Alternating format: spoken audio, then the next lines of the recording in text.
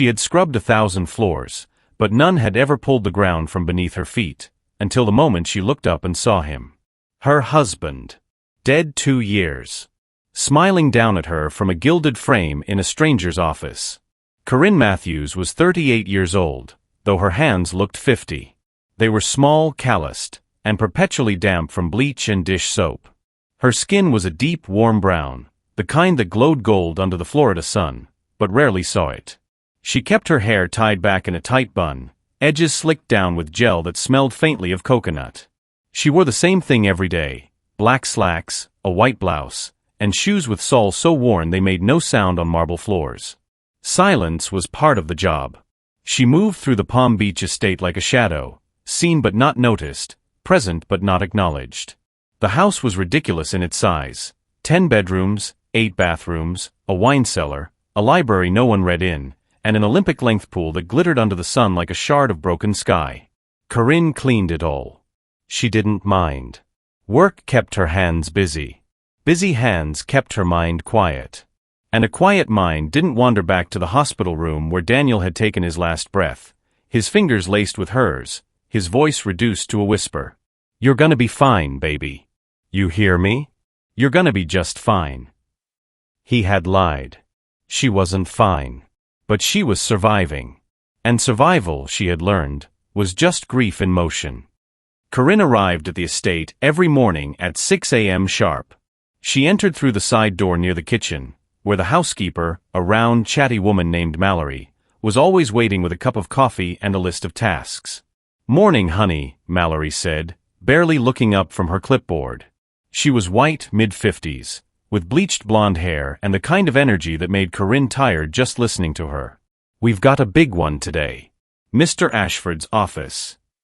Corinne paused mid-reach for her coffee. "His office?" "Yep." Mallory tapped her pen against the clipboard. "He finally said we could go in. First time in, Lord, I don't even know, maybe 2 years? Place is probably a disaster." Corinne's pulse quickened, though she wasn't sure why. "I thought his office was off limits." It was. But he's having some investors over next week, and apparently, he doesn't want them thinking he's living in a mausoleum. Mallory laughed at her own joke. "Anyway, it's all yours. Deep clean. Don't touch the desk, don't move anything on the shelves, and for God's sake, don't break anything. He's particular." Corinne nodded slowly. She had been working at the Ashford estate for 3 months and had never once seen the inside of Nathaniel Ashford's private office. She'd walked past it plenty of times. Heavy oak door, always closed, a brass nameplate that read N. Ashford, private in engraved letters. She'd heard Mallory talk about him in hushed, almost reverent tones, reclusive, brilliant, impossible to please. The other staff barely saw him. He took his meals alone, worked from home, and spent most of his time locked away in that office or walking the estate grounds at dawn, hands clasped behind his back like a man perpetually lost in thought. Corinne had only met him once. It was her first day. She'd been wiping down the foyer mirror when he descended the spiral staircase, dressed in a charcoal suit despite having nowhere to go. He was tall, easily 6'2", with silver hair swept back from a face that might have been handsome once, before time and something heavier had carved lines into it. His eyes were pale gray sharp, and sad in a way that made Corinne look away. He hadn't smiled. Hadn't even acknowledged her. Just walked past, shoes clicking on marble, and disappeared. And now she was about to enter his world. She finished her coffee, grabbed her cleaning caddy, and made her way down the long hallway. The estate was quiet except for the hum of central air and the distant sound of Mallory humming in the kitchen. Sunlight streamed through floor-to-ceiling windows, casting long golden beams across the white tile. Corinne stopped in front of the office door.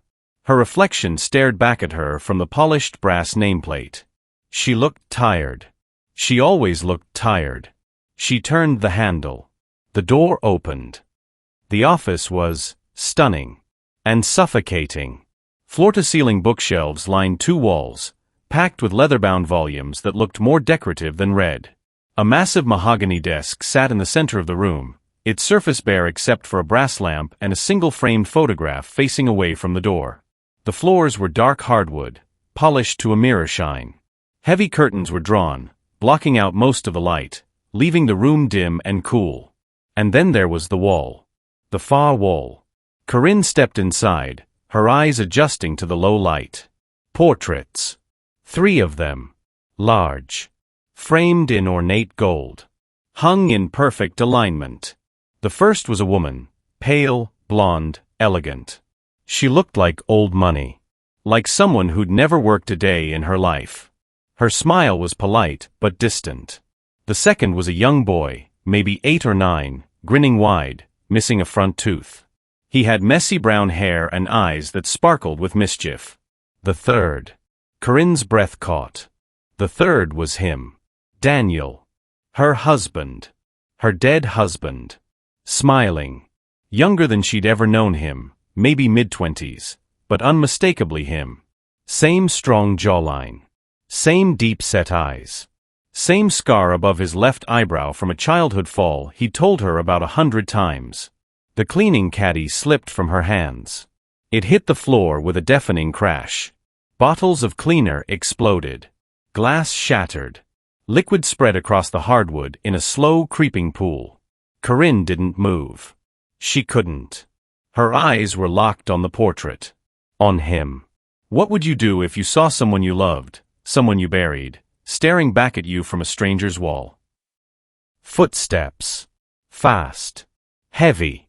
The door swung open behind her. What the hell? Nathaniel Ashford stood in the doorway, his pale gray eyes wide, his face drained of color. He looked at Corinne. Then at the portrait. Then back at Corinne. And for the first time since she'd met him, she saw something in his expression that wasn't cold. It was fear. If you're enjoying this story, don't forget to smash that subscribe button for more. Also, share your thoughts, and let me know where you're watching from. Now, let's continue. The silence in the room was so thick, Corinne could hear her own heartbeat. Thump. Thump. Thump. She stood frozen, her eyes still locked on the portrait. Daniel's face. Daniel's smile.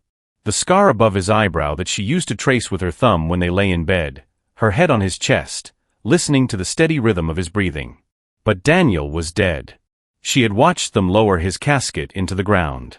Had felt the Florida sun baking her shoulders as the preacher spoke words she couldn't remember. Had thrown a handful of dirt onto the polished wood and heard it scatter like rain. He was gone. So why was he here? Mrs. Matthews. Nathaniel's voice cut through the silence like a blade. Corinne's head snapped toward him. Her chest heaved. Her hands trembled at her sides, still damp from the spilled cleaning solution pooling around her feet. Mrs. Matthews, I need you to. Who is that? Her voice came out raw. Broken. Loud enough to make Nathaniel flinch. She pointed at the portrait, her arm shaking so badly she had to steady it with her other hand. Who is that? Nathaniel didn't answer. He stood in the doorway, his tall frame rigid, his face ashen. His pale gray eyes darted between Corinne and the portrait, and for a moment, just a fleeting terrible moment, she saw something she recognized. Grief. The same grief she saw in the mirror every morning. I asked you a question, Corinne said, her voice rising. She took a step forward, glass crunching under her shoes. That man. In the picture. Who is he? Nathaniel's jaw tightened. Mrs. Matthews, I think you should. That's my husband. The words exploded out of her, loud and sharp and desperate. Her voice cracked on the last word, and she hated herself for it. Hated the way her throat closed up. Hated the way tears burned hot behind her eyes. She pointed at the portrait again, her hand trembling violently. That is Daniel Matthews. My husband. The man I married. The man I buried 2 years ago. So you need to tell me, right now, why the hell his face is hanging on your wall. Nathaniel took a step back. Not out of fear. Out of something worse. Guilt. Corinne saw it flash across his face before he could hide it. Saw the way his shoulders sagged. The way his hand gripped the doorframe like he needed it to stay upright. And that's when she knew. He knew Daniel. He knew him. You. Corinne's voice dropped to a whisper. You knew him. Nathaniel closed his eyes. Answer me, she screamed. His eyes snapped open. Yes. The word hung in the air like a gunshot. Corinne's knees buckled. She grabbed the edge of the desk to keep herself from collapsing, her fingers digging into the polished wood. Her vision blurred. Her breath came in short, shallow gasps. How? She whispered. How did you know him? Nathaniel didn't move. Didn't speak. Corinne's hands curled into fists. I said, how did you know him? He worked for me. The words were quiet. Steady. But they landed like a bomb. Corinne stared at him. What? He worked for me, Nathaniel repeated, his voice carefully controlled. Years ago. Before you met him. Corinne shook her head slowly, her mind racing. No. No, that's not. Daniel never worked for anyone like you. He was a carpenter. He built furniture. He worked with his hands. Before that. Nathaniel's gaze was steady now, unblinking. Before he became a carpenter. Before he met you. He worked for me. Corinne felt the floor tilt beneath her. You're lying. I'm not. You're lying. She slammed her hand on the desk, the sound echoing through the room like a thunderclap. Papers fluttered. The brass lamp rattled. Nathaniel didn't flinch. Why would I lie? He said quietly. Corinne's breath hitched. Because he was right. Why would he lie? What reason could this cold, distant man possibly have to invent a connection to her dead husband? Unless it was true. No, she whispered, shaking her head. No, no, no. Daniel would have told me. He would have. He told me everything. We didn't have secrets. Apparently, Nathaniel said, his voice soft but cutting, you did. Corinne's vision went white. She lunged. Not at him. She wasn't even sure what she was doing, but her body moved on instinct, propelled by rage and grief and a pain so deep it felt like drowning. She stumbled forward, her shoe catching on the spilled bottles, and she crashed into the desk. Nathaniel moved fast. He crossed the room in 2 long strides and caught her by the shoulders before she could fall. His grip was firm but not rough. Steady. Mrs. Matthews. Don't touch me. She shoved him away, hard, and he let go immediately, stepping back with his hands raised. Corinne stood there, trembling, her chest heaving. Tears streamed down her face now, hot and relentless. She didn't bother wiping them away. How did he die? Nathaniel's face went pale. What? How did he die? Her voice was ice. Nathaniel stared at her, his gray eyes wide. You said he worked for you, Corinne continued, her voice shaking. You hung his picture on your wall. You knew him. So tell me, did you know he was sick? Did you know he was dying? Nathaniel's silence was answer enough. Corinne let out a hollow, bitter laugh. You did. Mrs. Matthews. You knew. You knew and you didn't, her voice broke. You didn't even come to the funeral. Nathaniel flinched like she'd struck him. I couldn't. Couldn't. Corinne's voice rose again, sharp and vicious. Couldn't? What kind of excuse is that? He was dying, and you just, what? Stayed in your mansion? Pretended he didn't exist. It wasn't like that. Then what was it like? She screamed. Tell me. Because right now, all I know is that my husband, had a whole life I didn't know about. A life with you in it. And you didn't even have the decency to show up when he died. Nathaniel's composure cracked. His shoulders sagged. His hands dropped to his sides. And when he spoke, his voice was barely above a whisper. Because I'm the reason he left. Corinne froze. What? Nathaniel looked up at her, and for the first time, she saw the full weight of whatever he'd been carrying. I'm the reason he walked away from everything. I'm the reason he changed his name. I'm the reason he became someone else. Corinne's heart pounded in her chest. What are you talking about? Nathaniel took a slow, shaky breath. And then he said the words that would destroy everything. Daniel Matthews wasn't his real name. The room spun. Corinne grabbed the desk again, her knuckles white. What? His real name, Nathaniel said quietly, his voice breaking, was Daniel Ashford. Silence. Crushing. Suffocating. Absolute. Corinne stared at him, her mind unable to process the words. He was my son. The world went black. Corinne's knees gave out. She hit the floor hard, her hands splayed across the spilled cleaning solution, glass shards biting into her palms. She didn't feel it. She didn't feel anything.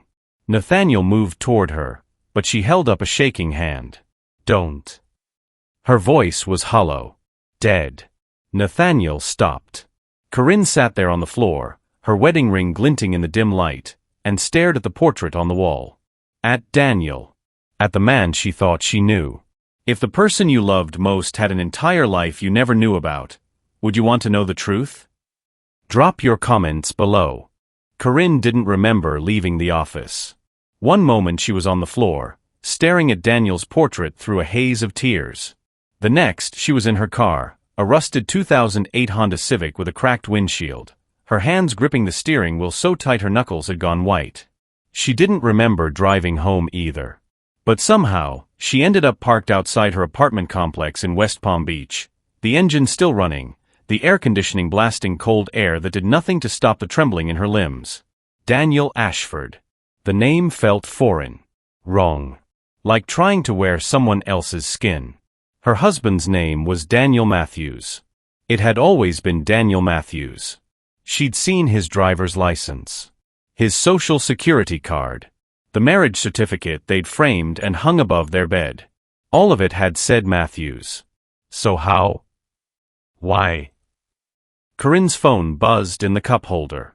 She looked down. Mallory, work honey, are you okay?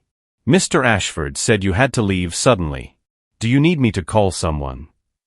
Corinne stared at the message. Then she turned off her phone. Her apartment was small. A one-bedroom unit on the second floor with beige walls, brown carpet, and a window that overlooked the parking lot. It smelled like the lavender candles she burned every night, Daniel's favorite scent. She stumbled inside and locked the door behind her. The apartment was quiet. Too quiet.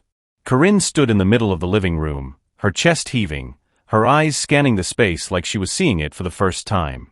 The couch where Daniel used to fall asleep watching basketball. The coffee table he'd built by hand, sanding it for hours until the wood was smooth as glass. The bookshelf filled with his carpentry magazines and her romance novels, their spines cracked from use. Everything was still here. But he wasn't. And now she didn't even know who he was. Corinne's legs gave out again. She collapsed onto the couch, her hands clutching her knees, and let out a sound she didn't recognize, a guttural animalistic sob that tore through her chest and echoed off the walls. She cried until her throat was raw, until her eyes burned, until there was nothing left. And then she got up. The closet in the bedroom was where she kept everything. Daniel's clothes. His tools. His old baseball cap that still smelled like sawdust and his cheap cologne. And the box. The small cardboard box she'd shoved into the back corner 2 years ago and never opened. Corinne pulled it out now, her hands shaking. Inside were the remnants of Daniel's life. The pieces he'd left behind. His wallet. His watch. A stack of old receipts. A few photographs. She dumped it all onto the bed and started searching. There has to be something. Some clue. Some proof. Her fingers flew through the items, frantic, desperate. A receipt from Home Depot. A faded photo of the two of them at the beach, Daniel's arm around her shoulders, both of them grinning. A business card for a local hardware store. Nothing. Nothing. Corinne's breath came faster. She grabbed the wallet and tore through it. Driver's license, Daniel Matthews. Credit card, Daniel Matthews. Insurance card, Daniel Matthews. She threw the wallet across the room. Damn it. Her voice cracked. She sat there on the edge of the bed, her head in her hands, and tried to breathe. Think. Daniel had always been private. He didn't talk much about his past. Said his parents were dead. Said he didn't have any family. She'd believed him. Why wouldn't she? He'd been kind. Gentle. The kind of man who brought her coffee in bed every Sunday morning and slow danced with her in the kitchen when no one was watching. He'd loved her. She knew he loved her. But he'd also lied. For years. Corinne's eyes burned. She looked up at the photograph on the nightstand. Their wedding photo. Daniel in a simple black suit, her in a white dress from a thrift store. They were standing on the courthouse steps, holding hands, laughing at something the photographer had said. She picked up the frame and hurled it at the wall. The glass shattered. 3 days later, Corinne hadn't returned to the Ashford estate. She'd ignored Mallory's calls. Ignored the text messages. Ignored the polite voicemail from Nathaniel's assistant asking if she was feeling better. She wasn't. She couldn't eat. Couldn't sleep. Couldn't think about anything except the portrait on the wall and the impossible words Nathaniel had spoken. He was my son. On the 4th day, there was a knock at her door. Corinne was sitting on the couch in the same clothes she'd been wearing for 2 days, staring blankly at the television. She wasn't watching anything. Just staring. The knock came again. Louder this time. She dragged herself to the door and looked through the peephole. Nathaniel Ashford stood in the hallway, his hands in his pockets, his expression unreadable. Corinne's stomach dropped. She didn't open the door. Mrs. Matthews. His voice was muffled through the wood. I know you're in there. Corinne pressed her back against the door and closed her eyes. Please, Nathaniel continued. I just want to talk. Go away. Her voice was hoarse. Broken. There was a long pause. Then, I can't. Corinne's eyes snapped open. What? I can't go away, Nathaniel said quietly. Not until you hear me out. Corinne let out a bitter laugh. Hear you out? You think I owe you anything? No. The word was soft. Honest. But I owe you the truth. Corinne's hand hovered over the doorknob. I already know the truth, she said coldly. My husband was a liar. And so are you. Corinne. Don't call me that. Silence. Then Nathaniel spoke again, his voice quieter now. Almost pleading. Daniel loved you. More than anything. More than anyone. Corinne's throat tightened. Then why didn't he tell me? She whispered. Because he was protecting you. From what? From me. The words hit her like a punch to the chest.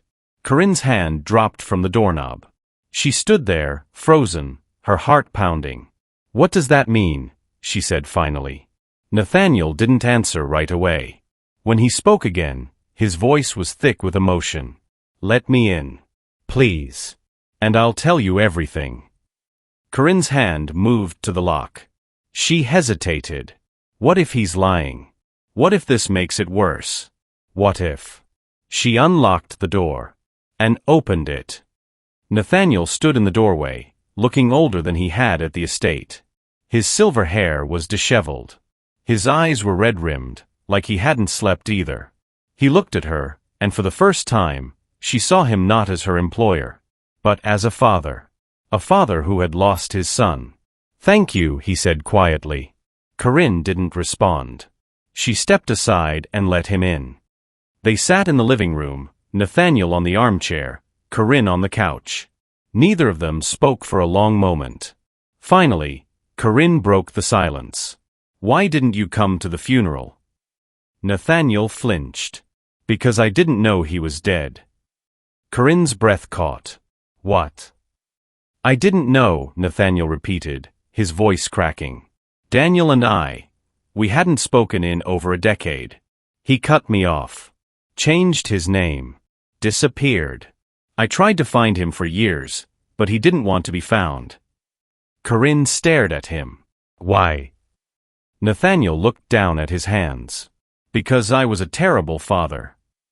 The words hung in the air. Corinne's chest tightened. What did you do? Nathaniel closed his eyes. I pushed him away. I put my business, my reputation, my pride above him. And when he told me he wanted to leave, wanted to build his own life, I told him he was throwing everything away. I told him he'd never survive without me.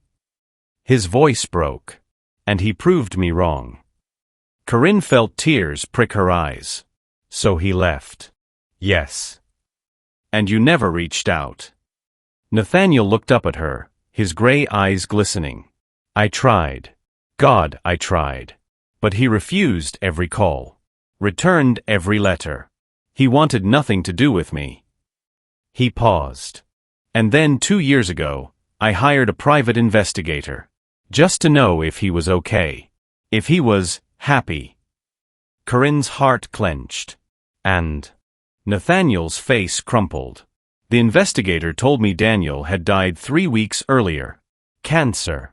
He'd been gone for 3 weeks, and I didn't even know. A tear slid down his cheek. I didn't get to say goodbye. Corinne's hands shook. Why are you telling me this? Nathaniel looked at her, his expression raw. Because you deserve to know that the man you loved, the man you married, wasn't running from you. He was running from me. And everything he became, everything he built, he did it because he wanted to be someone you could love. Corinne's breath hitched. He changed his name. Started over. Became the man he wanted to be. Not the man I tried to make him. Nathaniel's voice dropped to a whisper. And he was happy. With you. I know he was. Corinne covered her mouth with her hand, tears streaming down her face. Then why didn't he tell me? Because, Nathaniel said softly, he didn't want you to see him as Daniel Ashford, the son of a billionaire, the heir to a fortune. He paused. He wanted you to see him as Daniel. Just Daniel. The man who loved you. Corinne let out a broken sob. Nathaniel leaned forward, his voice urgent now. He loved you, Corinne. More than anything in this world. And I know, that doesn't make the lies hurt any less. But please, please, don't let this destroy what you had. Corinne looked up at him, her vision blurred. How can I not? Everything I thought I knew about him was a lie. No. Nathaniel's voice was firm. The love was real. The man you knew, the carpenter, the husband, the man who danced with you in the kitchen, that was real. That was him. He stood up slowly. The rest, the name, the money, the family, that was just the past he was trying to escape. Corinne wiped her eyes, her chest heaving. Nathaniel walked toward the door, then stopped. He turned back to her. I have something for you. Something Daniel left behind. If you want it. Corinne looked up, her voice barely a whisper. What is it? Nathaniel's expression was unreadable. Letters. Dozens of them. Letters he wrote to me over the years but never sent. Corinne's heart skipped. Why are you giving them to me? Because, Nathaniel said quietly, they'll tell you things I never could. He reached into his coat pocket and pulled out a thick manila envelope. He set it on the coffee table. Read them. And then, if you're willing, come back to the estate. There's more you need to know. Corinne stared at the envelope. What else could there possibly be? Nathaniel's jaw tightened. Daniel left something for you. Something he wanted you to have if anything ever happened to him. Corinne's breath caught. What? Nathaniel met her eyes. You'll have to come back to find out. And with that, he turned and walked out the door. Corinne sat alone in the silent apartment, staring at the envelope on the table. Her hands trembled as she reached for it. Corinne didn't open the envelope that night. Or the next morning. It sat on her coffee table for 2 days, untouched, like a bomb waiting to detonate. She circled it. Stared at it. Picked it up once, then put it back down. What if the letters make it worse? What if they confirm he never really loved you? What if? On the 3rd day, she grabbed her keys. The sky over Palm Beach was bruised purple when Corinne pulled up to the Ashford estate. Storm clouds rolled in from the Atlantic, heavy and low, crackling with distant thunder. The air smelled like rain and salt. Corinne sat in her car for a full 5 minutes, gripping the steering wheel, staring at the massive iron gates. She'd brought the envelope with her. Unopened. She didn't know why. Maybe she needed Nathaniel to see her holding it. Needed him to know she hadn't given up yet, even though part of her wanted to throw it in the trash and never look back. Finally, she got out. She pressed the intercom button at the gate. A crackling voice answered immediately. "Mrs. Matthews?" It was Nathaniel. Not his assistant. Not Mallory. Him. Corinne's throat tightened. "I'm here," she said quietly. "Come in." The gate swung open with a low mechanical hum. Nathaniel was waiting for her at the front door. He looked different.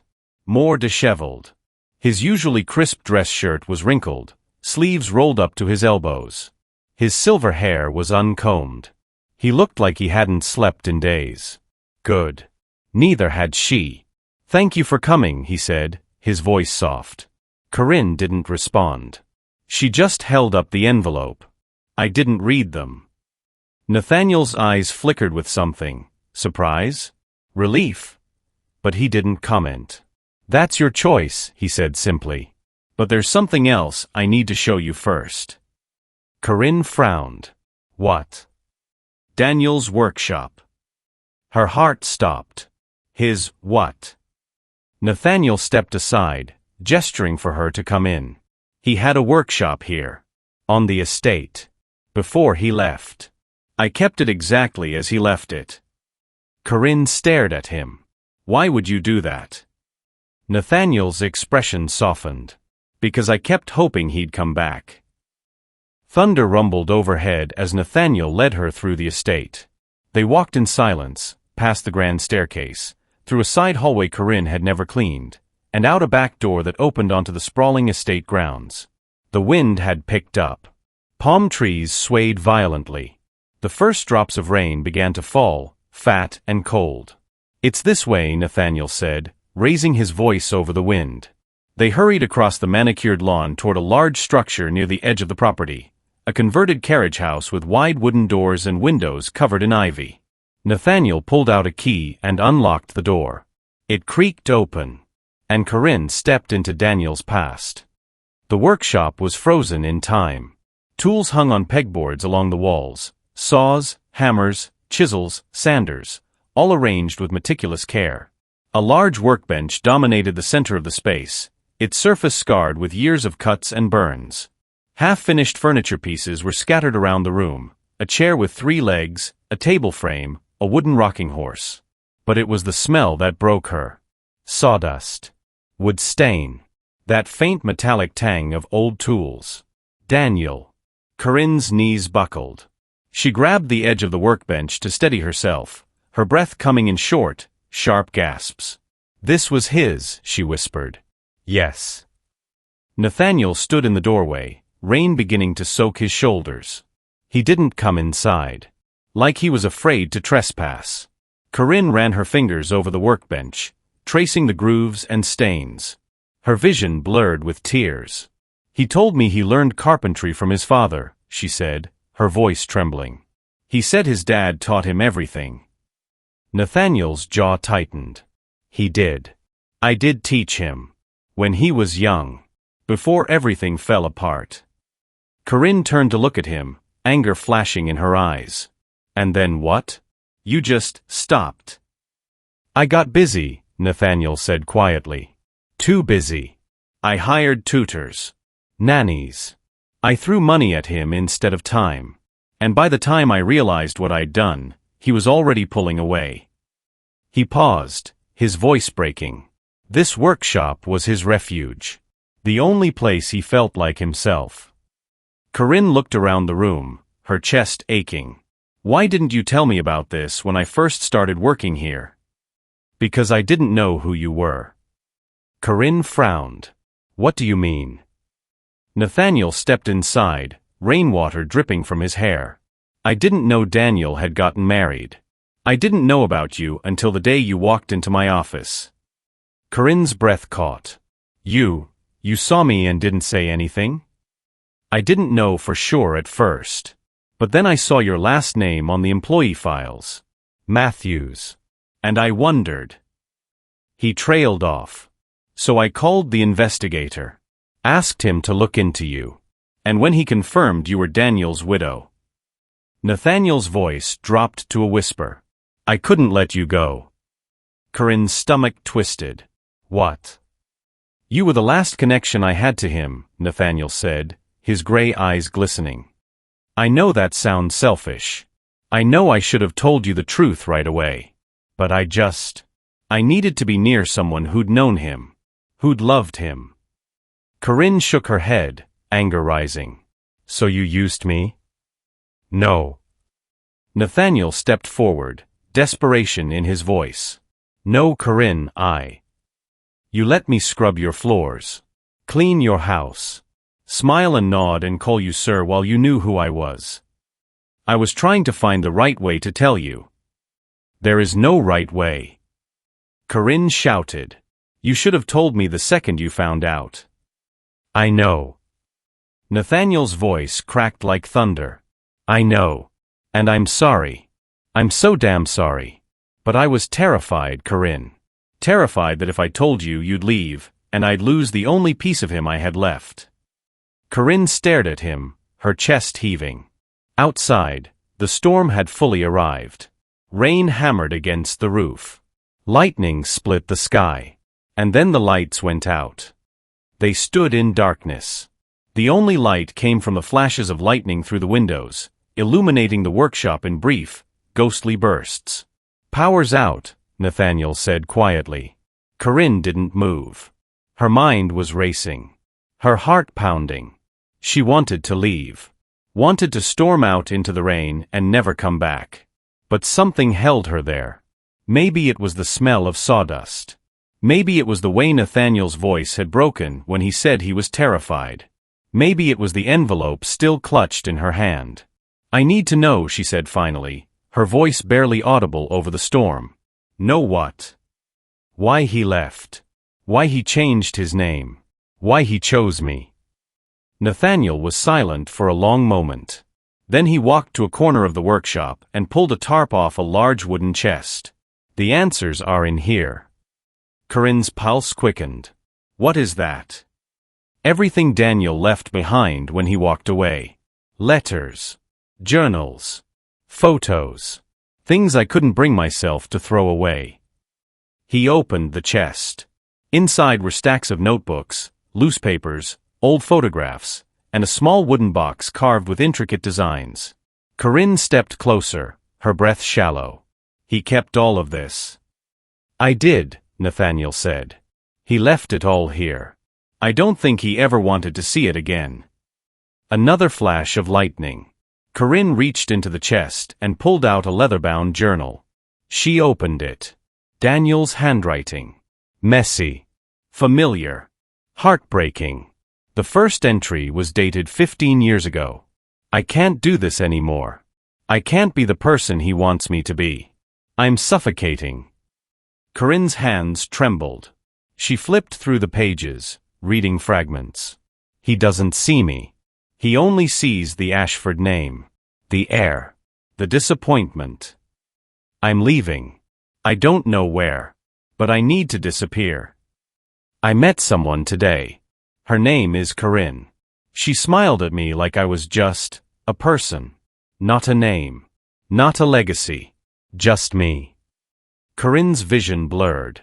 She looked up at Nathaniel, tears streaming down her face. He wrote about me. Nathaniel nodded, his own eyes wet. You saved him, Corinne. You gave him a reason to start over.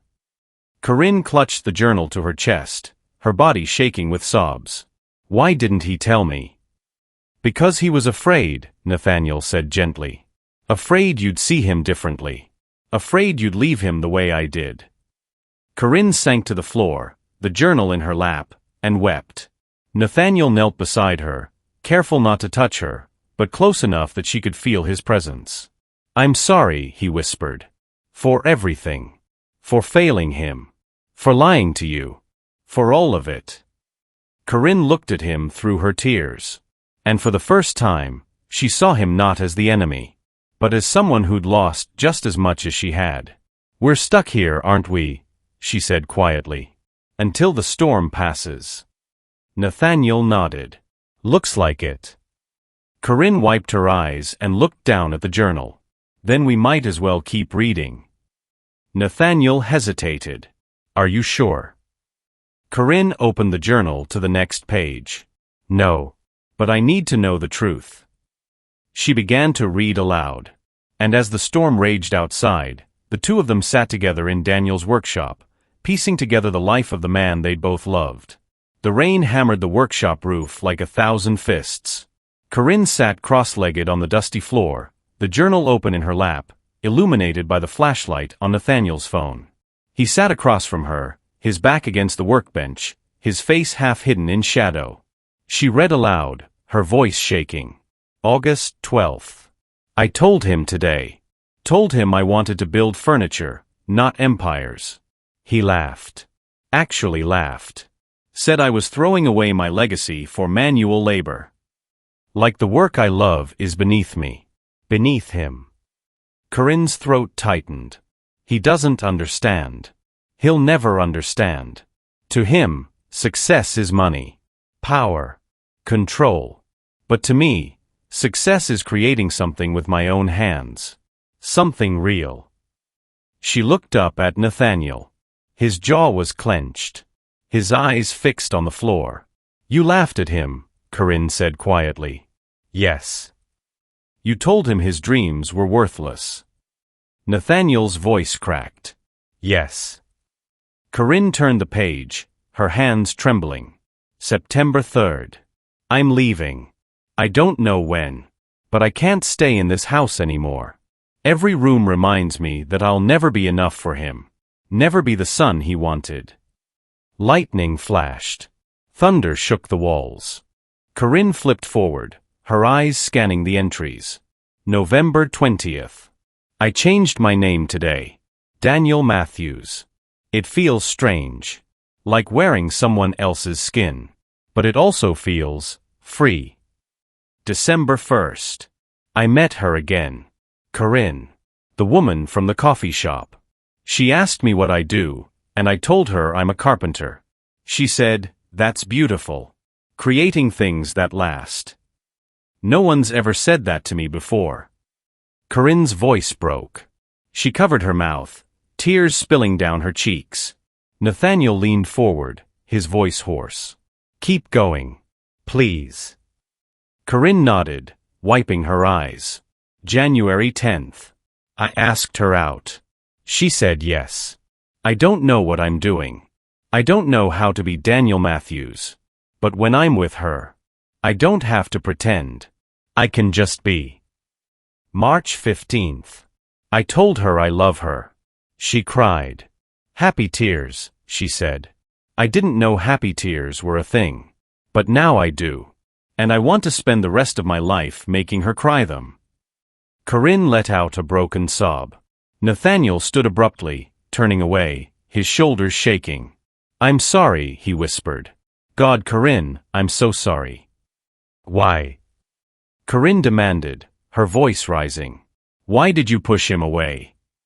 Nathaniel spun around, his face twisted in anguish. Because I was scared.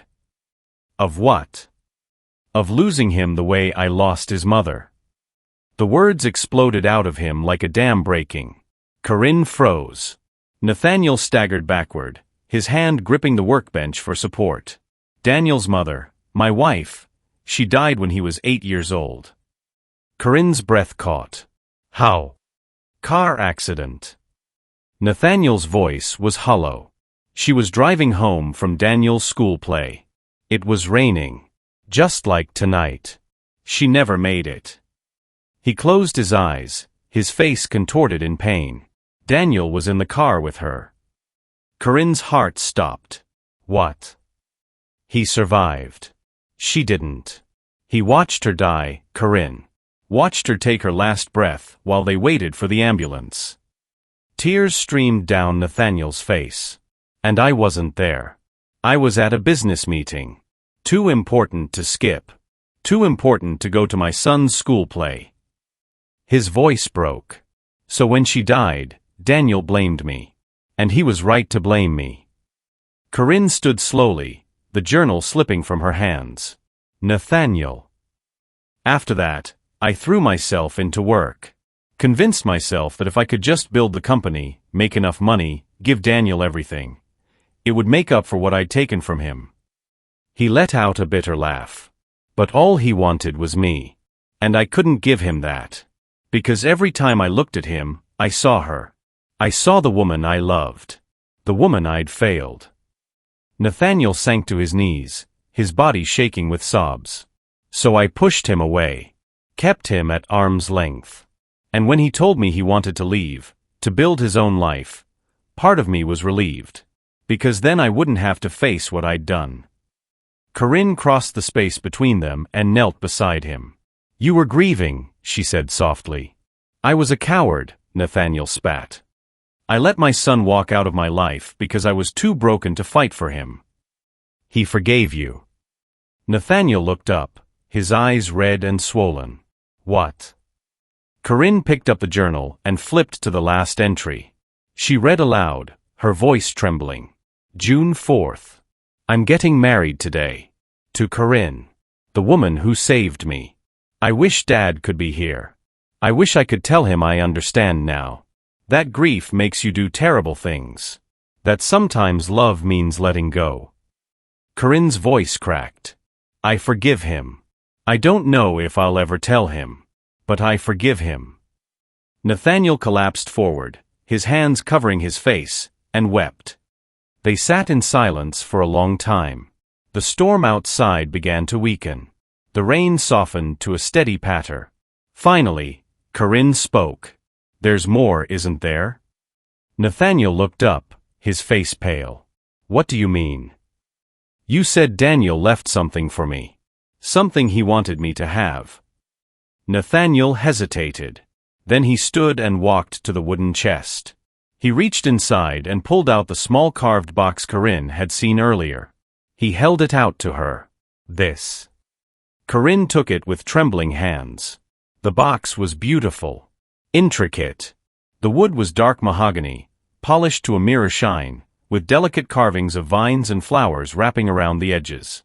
He made this, Nathaniel said quietly, the year before he got sick. Corinne's fingers traced the carvings. What's inside? I don't know. It was locked when I found it. And there's only one key. He pulled a small brass key from his pocket and held it out. Corinne stared at it. Where did you find it? In his wallet. The one the hospital gave me after he died. Corinne's breath hitched. She took the key, her hand shaking so badly she could barely hold it. She inserted it into the lock. Click. The box opened. Inside was a folded letter. And a ring. Corinne gasped. The ring was simple. A thin gold band with a small diamond. Nothing extravagant. But it was beautiful. She picked it up, tears blurring her vision. What is this? Open the letter, Nathaniel said softly. Corinne set the ring down and unfolded the letter. Daniel's handwriting. My dearest Corinne. If you're reading this, it means I'm gone. And I'm so sorry. I'm sorry I didn't tell you everything. Sorry I kept secrets. Sorry I wasn't brave enough to introduce you to my father. But I need you to know something. You were the best thing that ever happened to me. You gave me a life worth living. A love worth dying for. This ring belonged to my mother. It's the only thing I took when I left. I've been carrying it for years, waiting for the right moment to give it to you. I'm giving it to you now. Not as a replacement for your wedding ring, but as a reminder. You are part of my family. You always have been. And if you're willing, I hope you'll meet my father. I hope you'll forgive him the way I have. Because he loved me. Even when he didn't know how to show it. Take care of him, Corinne. Please. I love you. Forever. Daniel. Corinne's hands shook so violently the letter fell to the floor. She looked at Nathaniel, her face wet with tears. He wanted me to meet you. Nathaniel's voice broke. He wanted you to be part of this family. Corinne picked up the ring, holding it up to the faint light. This was his mother's. Yes. She slipped it onto her right hand. It fit perfectly. She looked at Nathaniel, her chest heaving with emotion. I don't know if I can forgive you. Nathaniel nodded, his expression pained. I don't expect you to. But. Corinne's voice wavered. I think Daniel would want me to try. Nathaniel's eyes filled with fresh tears. Thank you. Corinne stood slowly, clutching the letter to her chest. I need time. I need space to process all of this. Of course. She turned toward the door, then stopped. Nathaniel. Yes. She looked back at him, her expression unreadable. Did you love him? Really love him? Nathaniel's voice was barely a whisper. More than my own life. Corinne nodded. Then we have something in common. She walked to the door and opened it. The rain had stopped. The sky was clearing. Stars peeked through the clouds. But before she could step outside, Nathaniel called out. Corinne, wait. She turned. He was holding something else from the chest. A photograph. He handed it to her. Corinne looked down. It was Daniel. Young. Maybe 16. Standing in this very workshop, covered in sawdust, grinning at the camera. And beside him, with his arm around Daniel's shoulders, was Nathaniel. Both of them smiling. Both of them happy. He loved you too, Corinne whispered. I know, Nathaniel said, his voice thick with grief. I just wish I'd reminded him more often. Corinne slipped the photo into her pocket. I'll come back, she said. Soon. I'll be here. She walked out into the cool night air, the ring on her finger, the letter pressed against her heart. And behind her, Nathaniel stood alone in the workshop, surrounded by the ghosts of a life he'd lost. Corinne didn't go home that night. She drove. Aimlessly. Windows down. Radio off. Just the sound of tires on wet pavement and her own ragged breathing. She ended up at the beach. The same beach where Daniel had proposed to her 6 years ago. Where he'd gotten down on one knee in the sand, his hands shaking, his voice cracking as he asked her to spend forever with him. She'd said yes before he even finished the sentence. Corinne sat on the cold sand now, the waves crashing in the darkness, and looked at the 2 rings on her hands. Her wedding band on the left. Daniel's mother's ring on the right. 2 women who'd loved the same man. 2 women he'd tried to protect. She pulled out her phone and stared at the screen. Nathaniel's number was saved now. He'd given it to her before she left, scrawled on a piece of paper in his shaky handwriting. In case you need anything. Anything at all. Her thumb hovered over the call button. She didn't press it. Not yet. 3 days later. Corinne stood outside the Ashford estate gates again. But this time, she wasn't trembling. This time, she was ready. She pressed the intercom. Mrs. Matthews? Nathaniel's voice came through, surprise evident. I read the rest of the journals, Corinne said. All of them. A pause. And I have questions. The gates opened. Nathaniel was waiting on the front steps, dressed more casually than she'd ever seen him. Jeans, a simple button-down shirt, no shoes. His silver hair was still damp, like he'd just showered. He looked human. You came back, he said softly. I said I would. They stood there for a moment, neither quite knowing what to say. Finally, Nathaniel gestured toward the house. Would you like to come inside? I made coffee. It's terrible, but it's hot. Corinne almost smiled. Daniel used to say the same thing about his coffee. Nathaniel's expression softened. He got that from me. They sat in the kitchen, not the formal dining room, not the office, just the kitchen. A massive space with marble countertops, stainless steel appliances, and a breakfast nook overlooking the ocean.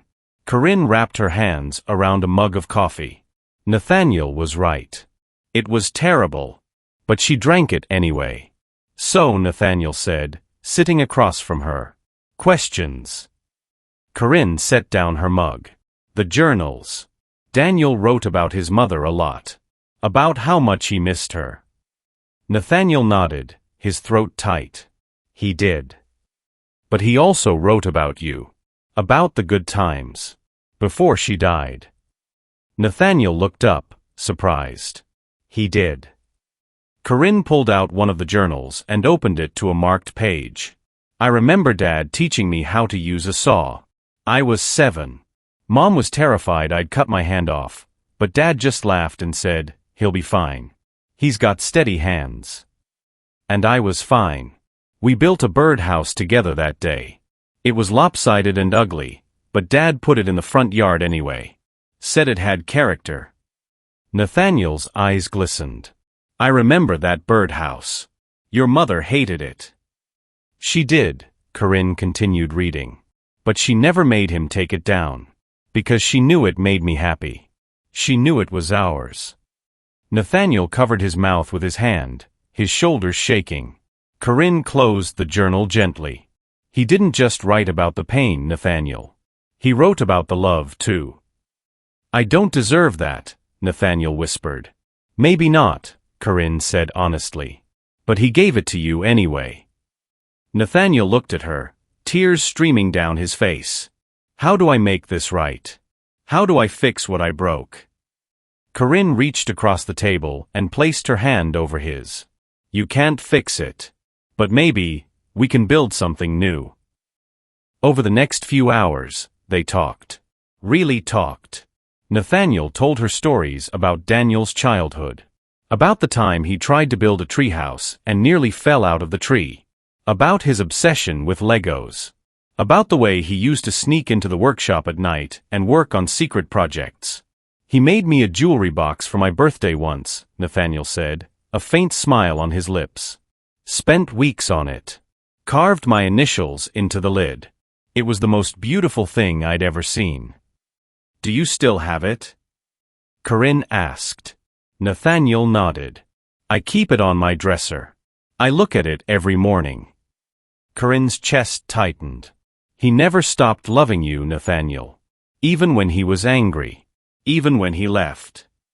I know, Nathaniel said quietly. I just wish I'd known it before it was too late. Corinne squeezed his hand. It's not too late. Not for us. Nathaniel looked at her, hope flickering in his gray eyes. What do you mean? I mean. Corinne took a deep breath. Daniel wanted me to be part of this family. And I think I want that too. Nathaniel's breath hitched. Corinne. Not right away, she said quickly. I'm still angry. I'm still hurt. But I don't want to lose the only connection I have left to him. She looked around the kitchen, her voice soft.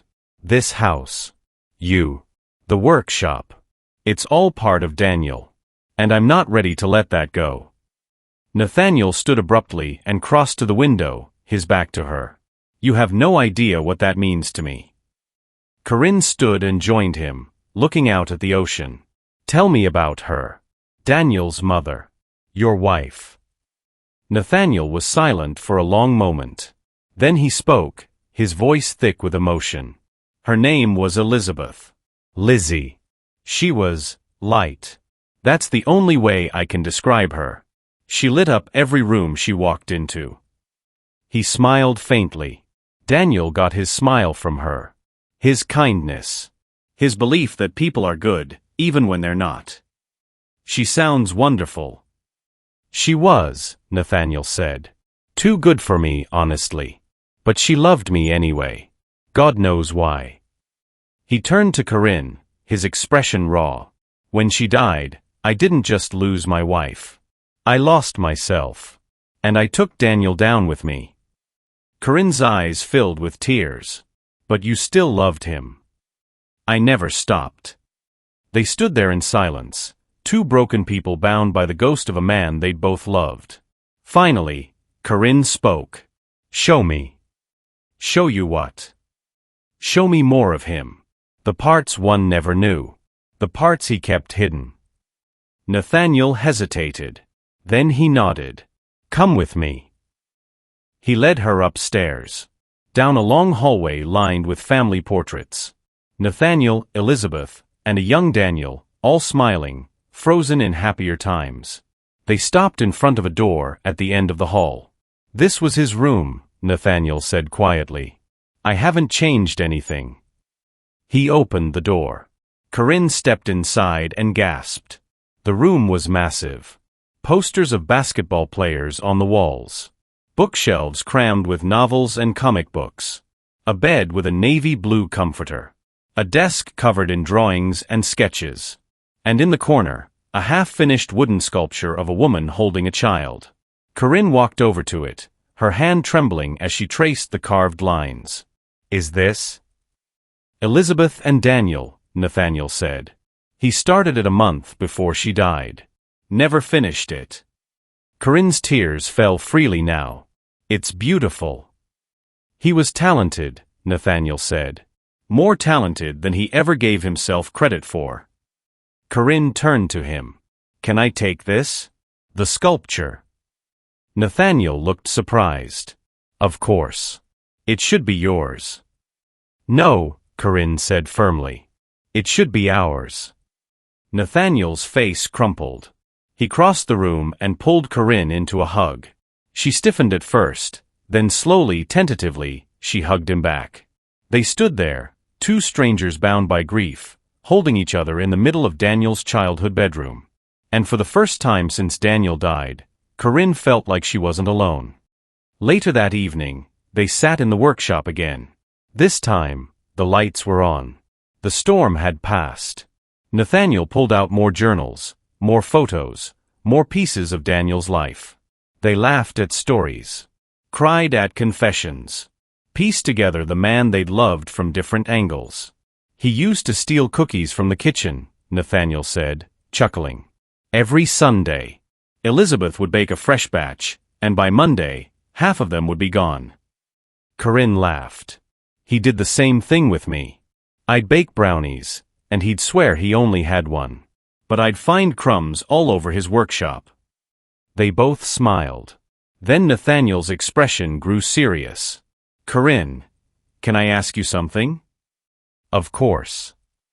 When he got sick, was he scared? Corinne's smile faded. She was quiet for a long moment. Then she nodded. Yes. Especially at the end. Nathaniel's jaw tightened. Did he ask for me? Corinne's heart broke. Yes. Nathaniel closed his eyes, a tear sliding down his cheek. What did he say?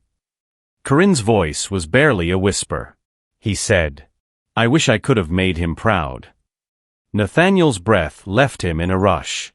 He buried his face in his hands, his body shaking with silent sobs. Corinne placed a hand on his shoulder. He was proud, Nathaniel. He just didn't know how to tell you. Nathaniel looked up at her, his face wet with tears. How do you know? Corinne pulled out the last journal. The one Daniel had written in the weeks before he died. She opened to the final entry and read aloud. I'm running out of time. I can feel it.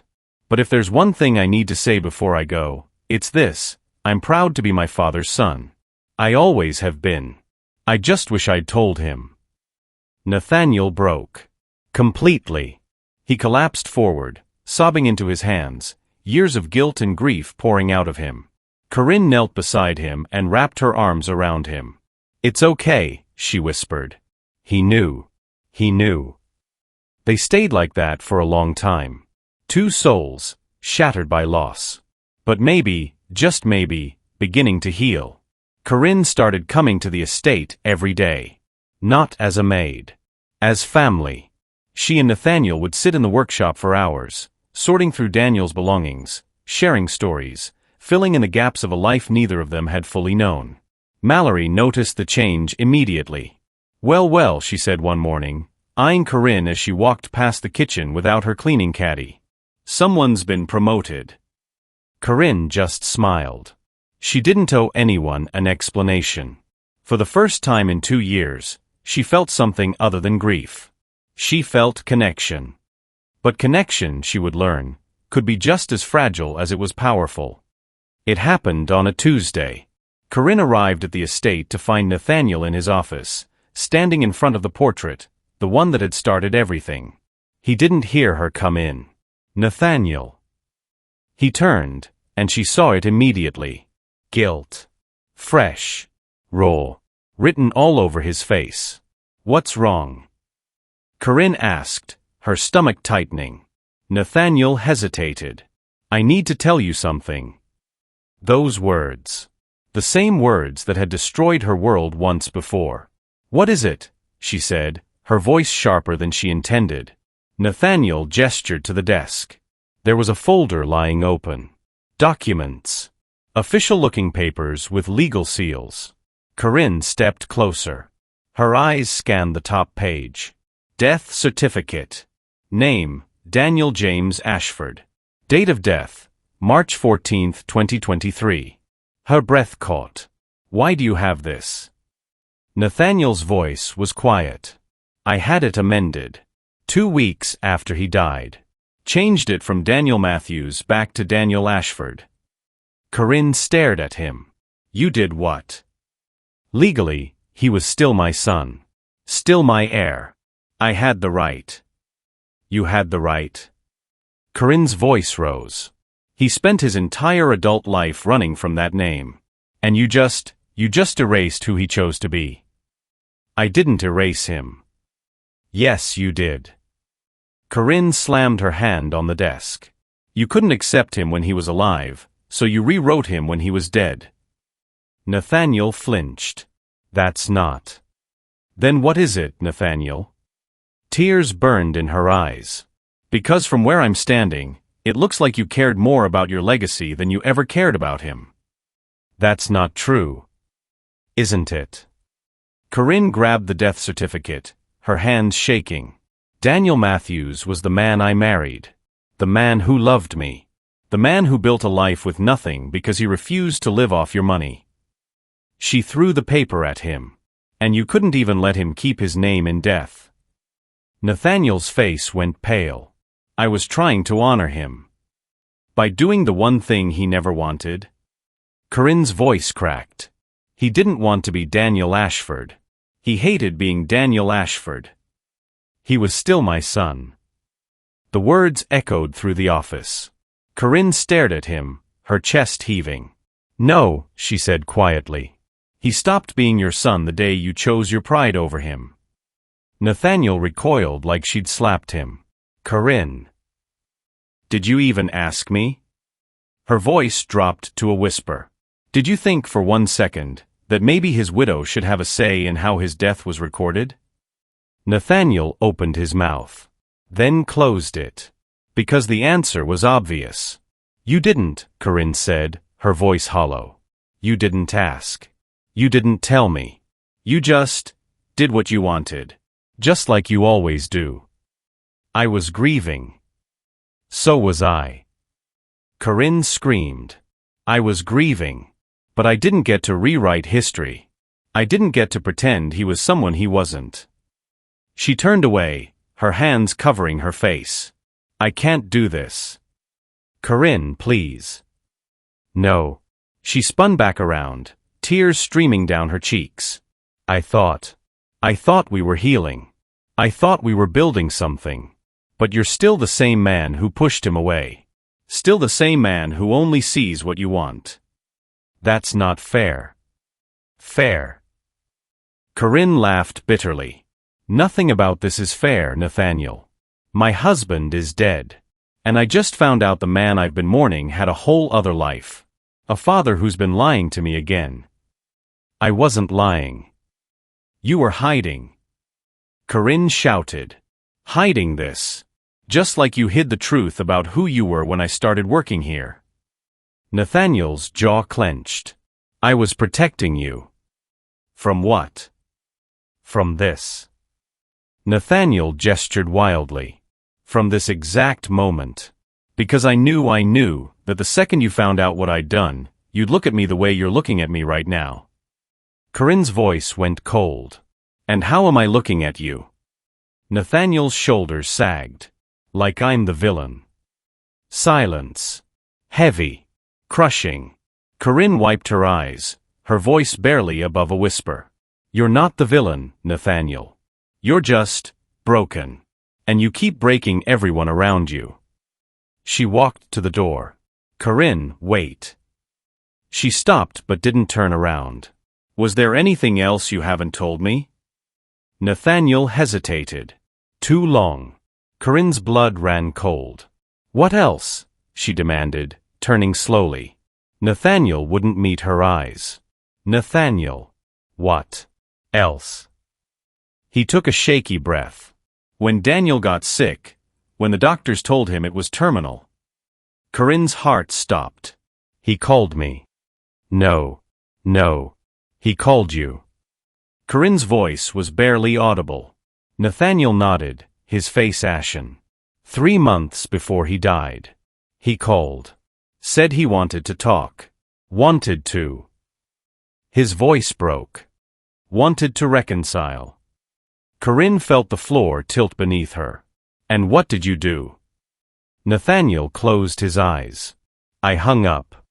The world went silent. All Corinne could hear was the pounding of her own heart. You hung up. I thought, Nathaniel's voice cracked. I thought it was a trap. Thought he wanted money.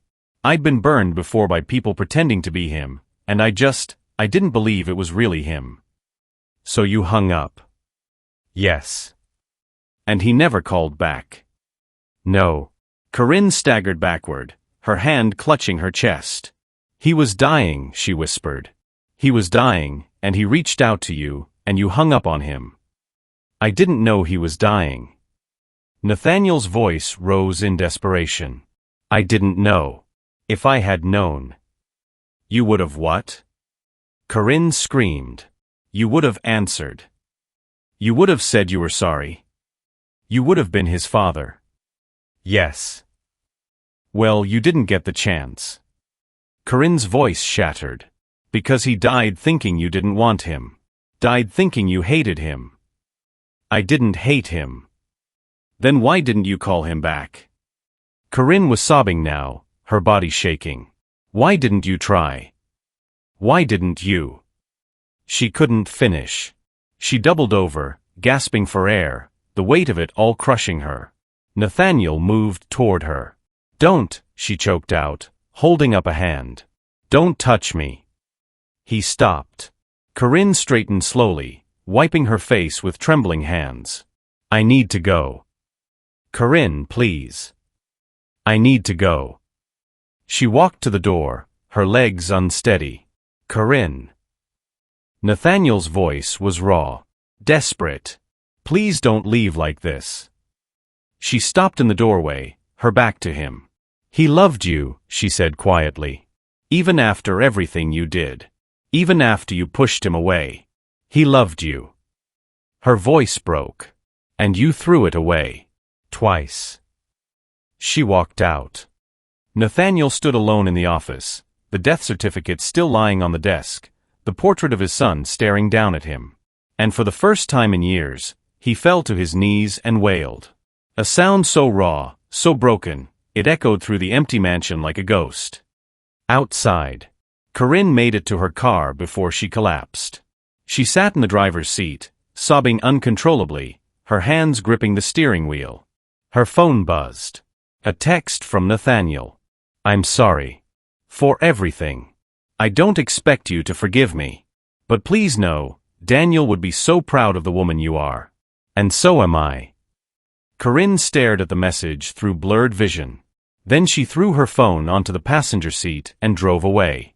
That night, Corinne sat alone in her apartment, staring at the 2 rings on her hands. Her wedding band. Elizabeth's ring. She pulled them both off and set them on the coffee table. Then she picked up the phone and called the one person she knew would answer. Hello. Mallory's voice was warm, concerned. Honey, is that you? Mallory, Corinne's voice was hollow. I need to ask you something. Of course, sweetheart. Anything. When you worked for Nathaniel, did he ever talk about Daniel? There was a pause. Oh, honey. All the time. Corinne's breath hitched.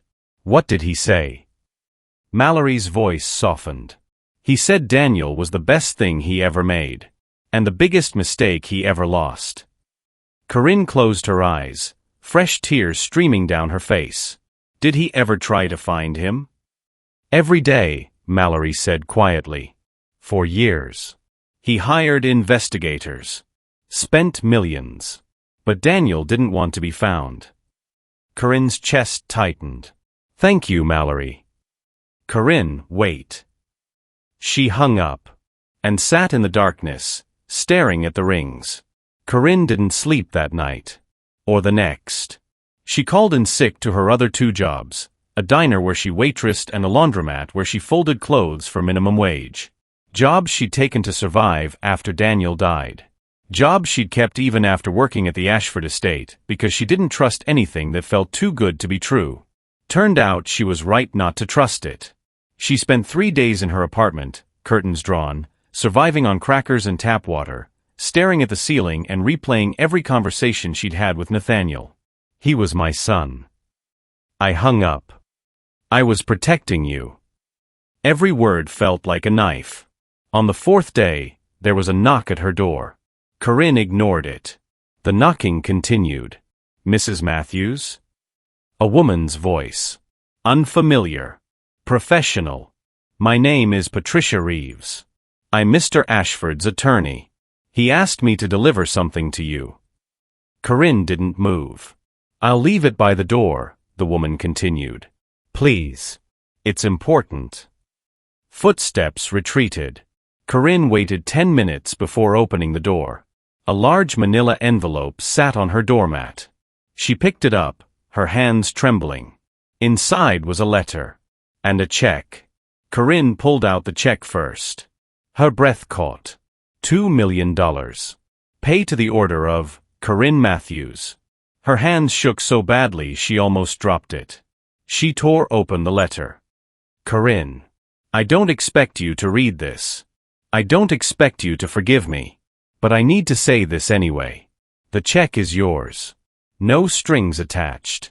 It's a fraction of what Daniel would have inherited, but it's what I can give you now. Consider it what he would have wanted you to have. I'm not trying to buy your forgiveness. I know I don't deserve it. But you shouldn't have to work 3 jobs to survive. You shouldn't have to struggle because my son chose love over money. Please. Take it. Start over. Live the life Daniel would have wanted for you. As for me, I'm leaving. I've put the estate up for sale. I can't stay here anymore. Every room, every corner, reminds me of what I lost. Of what I destroyed. I'm moving to a small town upstate. Somewhere quiet. Somewhere I can disappear. I won't bother you again. But before I go, I need you to know something. Meeting you was the greatest gift Daniel ever gave me. Even for just a few weeks. You showed me the man my son became. The man I never got to know. And he was extraordinary. Thank you for loving him. Thank you for fighting for him. Thank you for being everything I couldn't be. I'm sorry, Corinne. For all of it. Nathaniel. Corinne read the letter 3 times. Then she crumpled it in her fist and screamed. She threw the letter across the room. Threw the check after it. You don't get to do this, she shouted at the empty apartment. You don't get to just leave. She paced back and forth, her chest heaving. You don't get to give me money and disappear like that fixes anything. She grabbed her phone. Dialed Nathaniel's number. It rang. And rang. And rang. The number you have dialed is no longer in service. Corinne's blood turned to ice. She tried again. Same message. No, she whispered. No, no, no. She grabbed her keys. Corinne broke every speed limit getting to the estate. The gates were open. That was the first sign something was wrong. She sped up the driveway, her tires screeching as she slammed on the brakes in front of the house. The front door was unlocked. She ran inside. Nathaniel. Her voice echoed through the empty foyer. The house was silent. Too silent. Corinne ran through the halls, checking every room.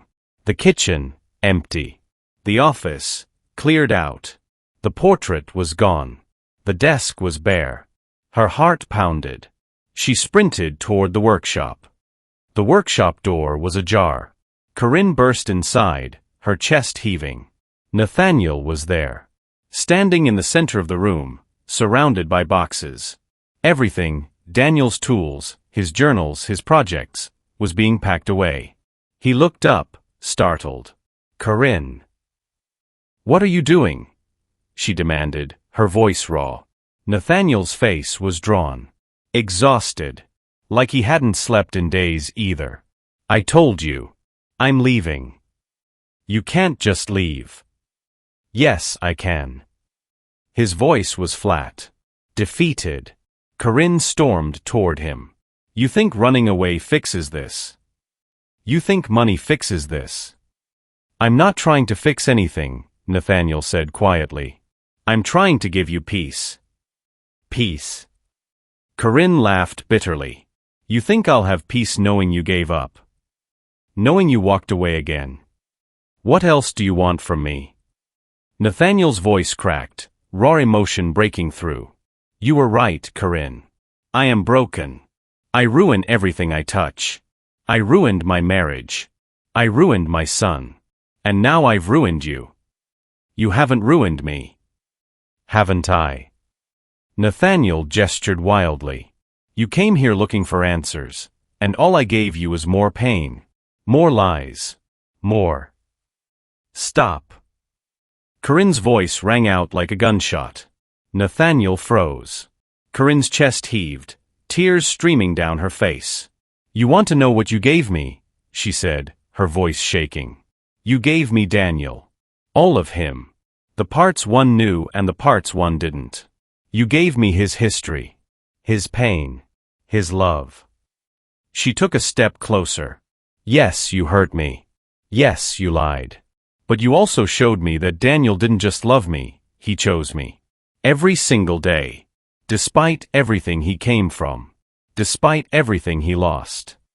Her voice broke. "And you know what else you gave me?" Nathaniel stared at her, tears in his eyes. "You gave me a father." Nathaniel's breath hitched. "What?" "I lost my parents when I was 16, Corinne said, her voice thick with emotion. "Car accident. I've been alone ever since. No siblings. No family. Just me." She wiped her eyes. "Daniel was my family. The only family I had. And when he died, I thought that was it. I thought I'd spend the rest of my life alone." She looked at Nathaniel, her expression raw. "But then I found you. And I hated you. God, I hated you. But somewhere along the way." Her voice cracked. "You became family too." Nathaniel's face crumpled. "Corinne." "So no," she said firmly. "You don't get to leave. You don't get to run away and disappear. Because I'm not done with you yet." Nathaniel let out a broken sob. "I don't deserve this. I don't deserve you." "Maybe not," Corinne said. "But Daniel wanted us to be family. And I'm not going to let him down." She held out her hand. "So stop packing. Stop running. And stay." Nathaniel stared at her outstretched hand, his body trembling. "What if I hurt you again?" "Then we'll deal with it," Corinne said. "Together." Nathaniel's tears fell freely now. Slowly, shakily, he reached out. And took her hand. They stood there in the workshop, holding hands, two broken people choosing to heal together. Finally, Nathaniel spoke, his voice barely a whisper. "I called him back." Corinne's breath caught. "What?" "After I hung up on Daniel. I called him back. 2 hours later." Nathaniel's voice shook. But he didn't answer. "I left a voicemail. Told him I was sorry. Told him I wanted to talk. Told him. His voice broke. Told him I loved him. Corinne's eyes widened. He never mentioned. Because he never got it, Nathaniel said, pulling out his phone with trembling hands. He pulled up an old voicemail. I kept calling. Every day for a week. Left 15 messages. But his phone was disconnected. The number was out of service. He looked at Corinne, desperation in his eyes. I tried, Corinne. I swear to God I tried. But I was too late. Corinne stared at the phone, her mind reeling. Why didn't you tell me this before? Because it doesn't change anything, Nathaniel said bitterly. I still hung up the first time. I still failed him when it mattered most. Corinne grabbed his shoulders. Listen to me.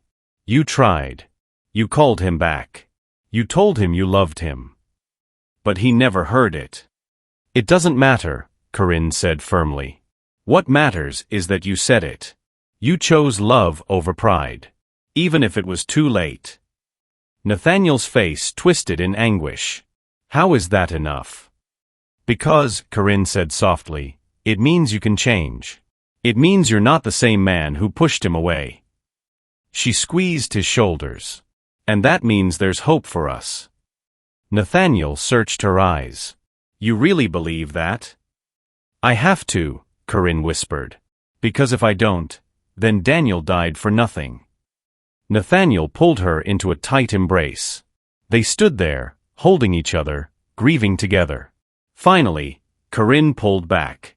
I have one condition. Anything. The death certificate. You change it back. To Daniel Matthews. Nathaniel nodded immediately. Done. I'll call the attorney tomorrow. And the estate. You don't sell it. Nathaniel frowned. Why? Corinne looked around the workshop.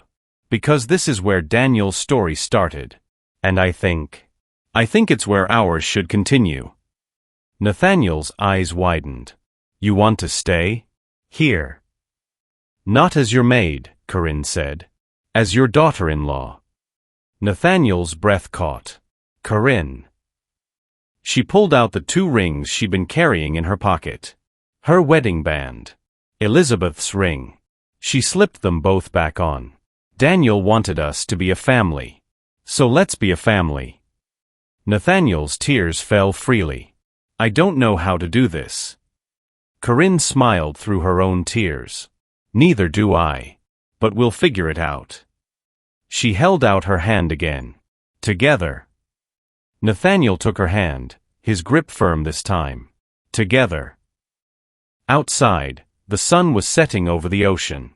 A new beginning. For both of them. Thank you for watching this story to the end.